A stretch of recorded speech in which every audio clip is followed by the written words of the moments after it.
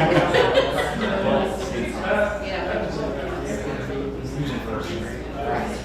was probably toward the end.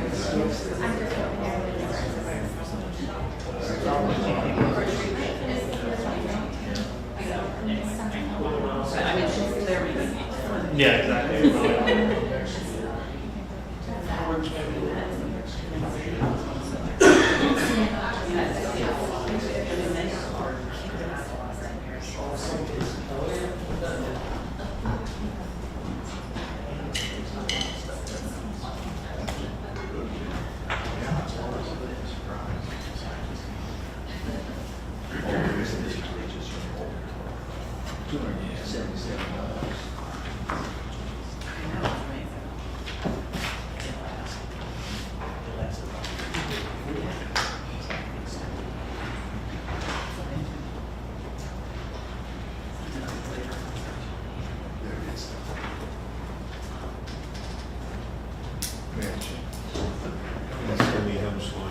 Express, we got MailChimp.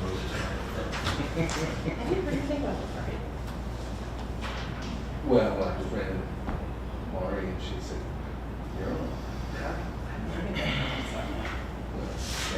had any communication.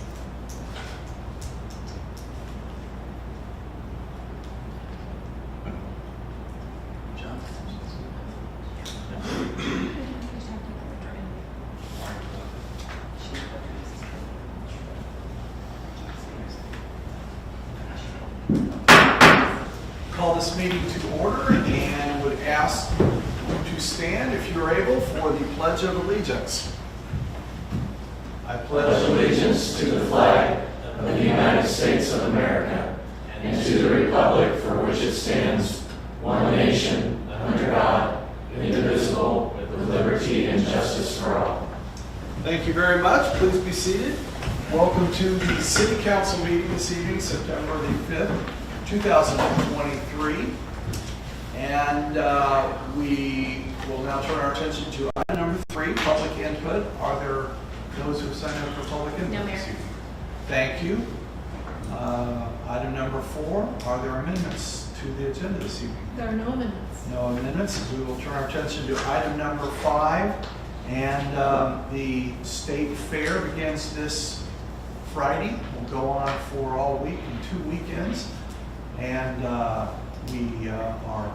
Holly is on the state fair board and does a wonderful job of representing our city, and also works in a couple booths where she's also has the opportunity to promote the city, and we thank her for that. And if you have an opportunity to go to the fair and represent us, do so. It's a great time in Hutchinson. On September the 30th, the Old Mill and Swedish Heritage Museum is holding a work day. So if you are able and have some time available, that would be a wonderful thing to do just a couple weeks before Hillings Fest, in helping the Old Mill and the museum spruce up for all the visitors that we expect in town in October. So that's September the 30th, and all-day work day. So hope that you can join in that. We'll now turn our attention to item number 6, which is the consent agenda. And there are 3 items on the consent agenda. The approval of the minutes from the regular meeting, August 21st, 2023. Item B, the payroll ordinance number 5441. And item C, the purchase order ordinance number 5442. These items are considered routine. They're enacted by one motion. There'll be no separate discussion unless a council member so requests. Is there a motion to approve the consent agenda? So moved. We have a motion and a second for the consent agenda. Are there questions on the motion? Seeing no questions on the motion, we will have our city clerk call roll, please. Council members Gallant, Abstain. Vanderway, Yes. Peterson, Yes. Smith, Yes. Bruce, Yes. Siegel, Yes. Presley, Abstain. Corwood. Yes. Thank you, council. Motion passes. Now turn our attention to item number 7, appointments. Do we have any appointments this evening? We do not. Thank you. Item number 8, committee reports. Madam Administrator, do we have any committee reports this evening? The reports will come in the form of old business this evening. Okay, thank you. We'll now turn our attention to item number 9, old business. Item A is the mobile food vending, ordinance number 5443. And our new Community Development Director, Milton Collins, is here this evening to tell us about that. Welcome, Milton. Thank you for getting already started and presenting in our meetings. Yes, sir. Thank you, Mayor and Council. Tonight, I'm here to present the mobile food vending ordinance. After the adoption of version 1, version 2 of the mobile food vending policy, and the pilot program, the Community Development Department utilized the feedback received from the community and the mobile food vendors to revise the mobile food vending policy. On July 11th, the mobile food vending policy manual was presented to council. Feedback was received and considered. Was received and considered, and some additional revisions to the policy was made throughout the Planning Commission Design Review Board on August 22nd of 2023. Revisions made were a $25 permit fee for mobile food vendors, the ability for special event coordinators to apply for a single food vendor permit, a 24-hour notice requirement for mobile food vendors, a revised designated location for mobile food vendors throughout the C2 district, business district, and parks. Today, I would like to recommend a motion to approve the mobile food vending policy manual version 3.0 as recommended by the Planning Commission and Design Review Board, and ordinance number 5443, adopting the new policy into code. Thank you, Milton. Good job, and we appreciate that. Are there questions, Council? Councilmember? The ability for a special event coordinator to apply for a single mobile food vendor permit on behalf of all mobile food vendors, does that mean just one $25 fee will then cover a number of?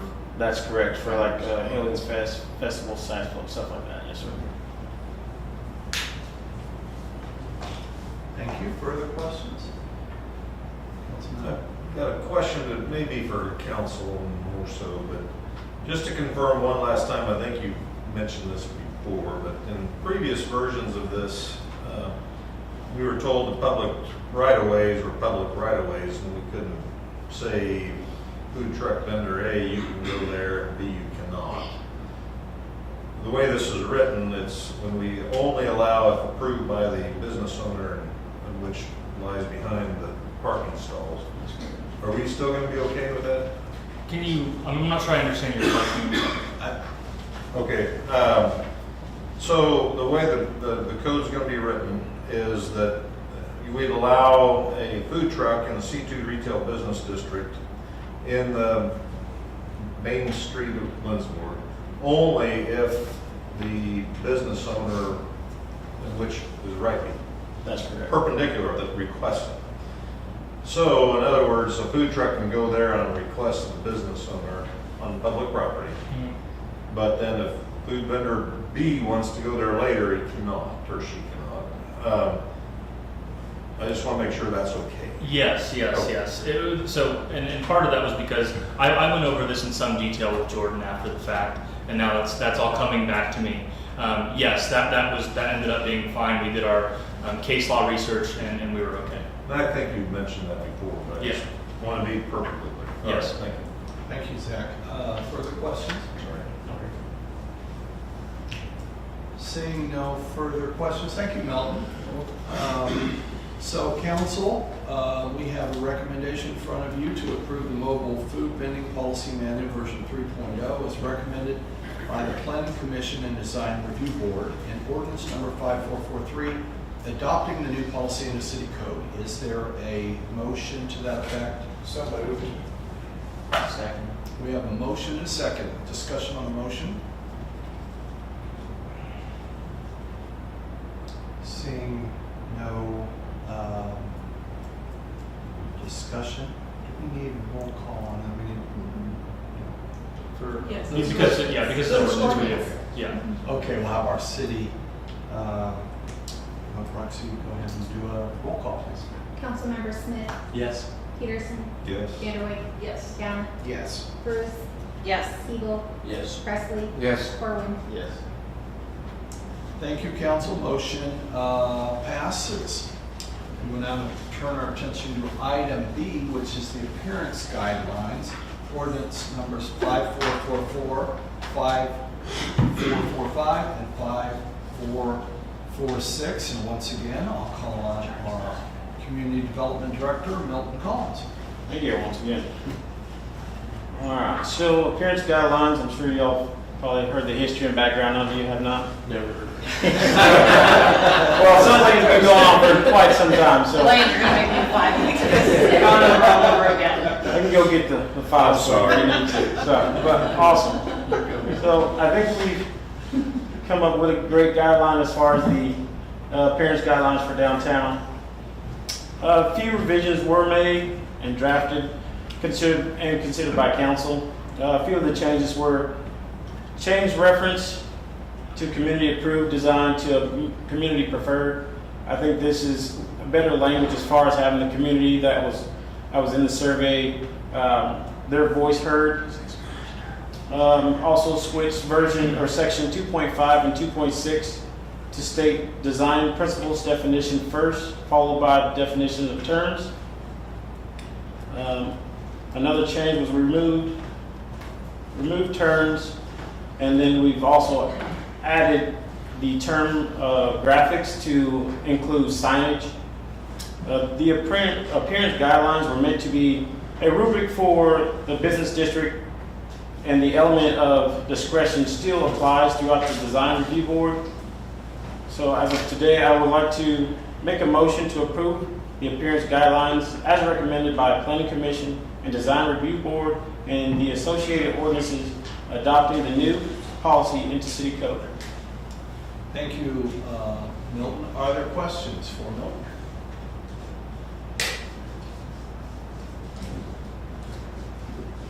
Seeing no questions, thank you, Milton. Thank you.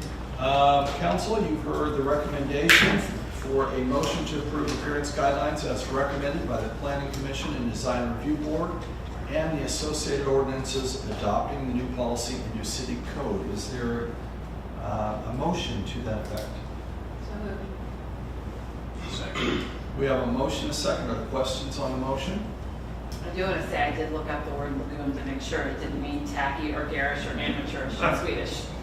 It does not. Yes, I looked it up. I was like, they are not pulling one over on me. Good for you. We appreciate that. Yeah, I feel that. Okay, great. Okay, we have a motion, a second. We'll have our city clerk call roll, please. Councilmembers Peterson, Yes. Vanderway, Yes. Gallant, No. Corwin, Yes. Presley, Yes. Siegel, Yes. Bruce, Yes. Smith. Yes. Motion passes. Thank you, council. Thank you, Roxy.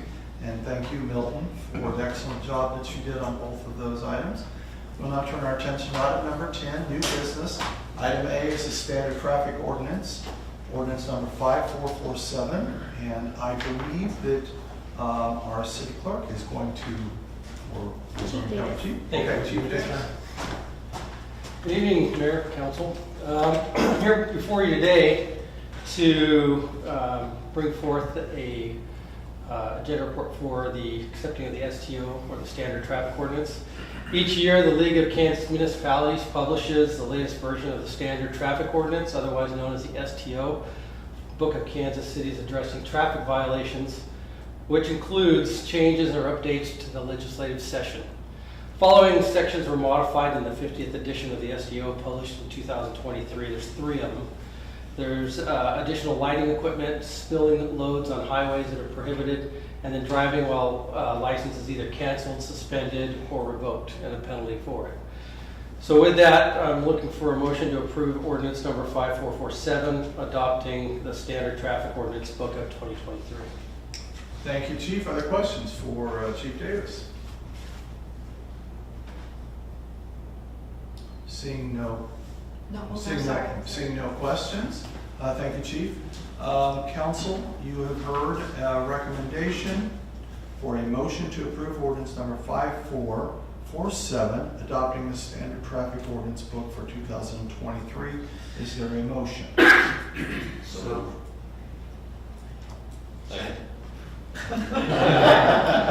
I'm sorry, who was Take your first? pick. John? Okay. We have a motion and a second. In fact, we had 2 motions and 2 seconds. Are there any questions on the motion? Seeing no questions, we will have our city clerk call roll, please. Councilmembers Corwood, Yes. Presley, Yes. Hebel, Yes. Bruce, Yes. Smith, Yes. Peterson, Yes. Vanderway, Yes. Gallant. Yes.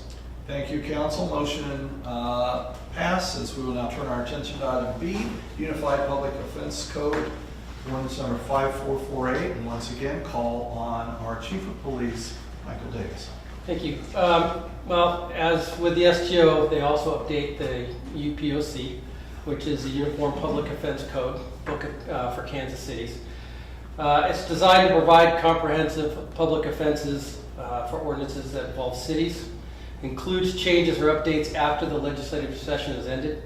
The following sections are modified in the 39th edition of the UPOC or UPOC published in 2023. I can get into going over all these. There's quite a few. If you want, I can address it. Otherwise, I'll just leave it alone since there's so many.